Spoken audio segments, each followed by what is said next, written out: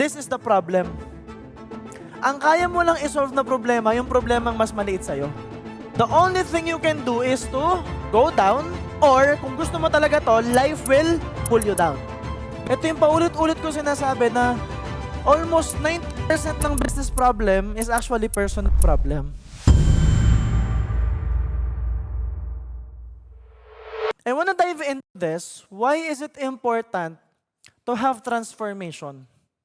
No? Bakit mahalaga to? Now, why is this important? Ang raging problem is business. Naalala nyo? Nakaka-relate kayo. It's like, si Sir Mark, pasok dito, business problem. Si Ma'am, business problem. Jenna, business problem. Si John, business problem. Without even knowing na, teka, maybe it's a relationship problem.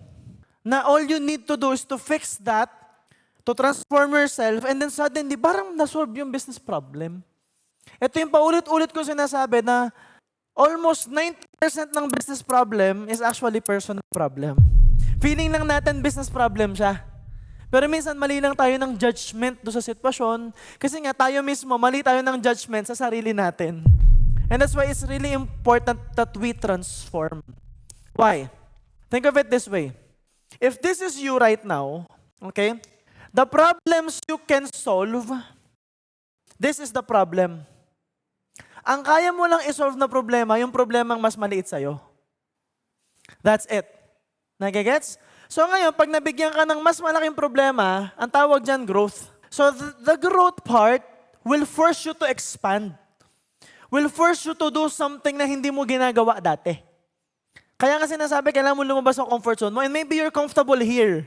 So ito yung growth. Same goes, if I will illustrate it that way, this way. Lagi nyo itong nakikita ng illustration ko. If this is you, narating mo na yung top level sa isang certain field eh. And kung nakikita mo tong next mountain to climb, this will demand a new you, a better you, a bigger you. Ang problema sa atin, dalawa lang yan. Kung gusto mong marating to, hindi mo pwedeng talunin yan. The only thing you can do is to go down, or kung gusto mo talaga to, life will pull you down. Because that's manifestation in progress. So the way it works, sa universe, ibababa ka dyan kasi walang choice. The problem is, most people, nandito na, umaakyat na, okay na sana, kaya lang, tumitingin dito. Hindi ka nakatingin doon sa mountain kasi parang ang layo pa eh, parang haba ng proseso eh. Kailangan ko talagang mag-grow eh. Instead na mag-grow, ano gagawin mo? Parang mas gusto ko yung dati eh. Iikot ka na naman dyan. And then you will feel what? Stuck. Are you with me? And for some people, this can be money, but this can be money plus fulfillment plus family. And this can be money plus fulfillment plus family plus spirit plus contribution, right? Plus legacy plus your own community. So it can be plus, plus, plus, plus. It can be your next journey. Pero again, in your next journey, always, bago ka makaakyat ulit. That's why you have to transform.